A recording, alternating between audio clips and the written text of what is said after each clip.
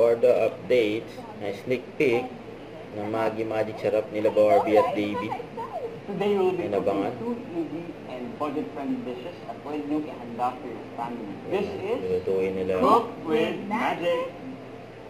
Cook with Magic. So, this is where the magic happens. And I just love being a part of Maggie family dahil ang dami ko talagang natututunan pagdating sa pagluluto.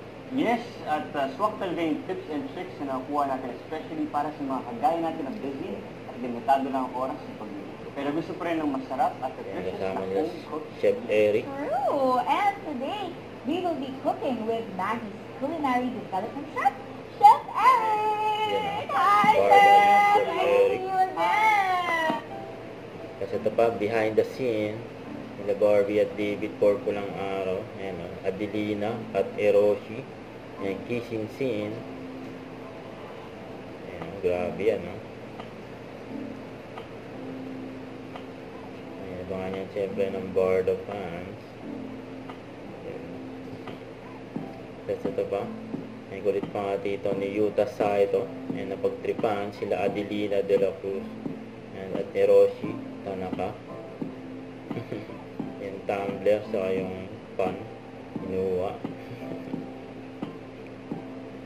And IG story ni Barbie.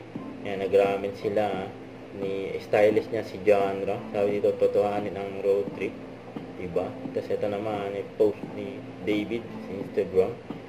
Ayan, basketball session. Ayan, ni David.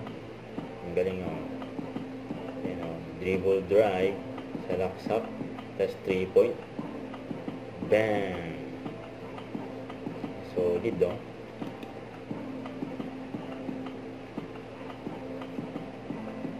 Yung David solid pag 3-point, ano? Boom, saka sa laksak. Huwag kalimutan mag-subscribe, click ang notification bell for more update. Ito po ang Richard Reaction Vlog. Bye guys, thank you for watching.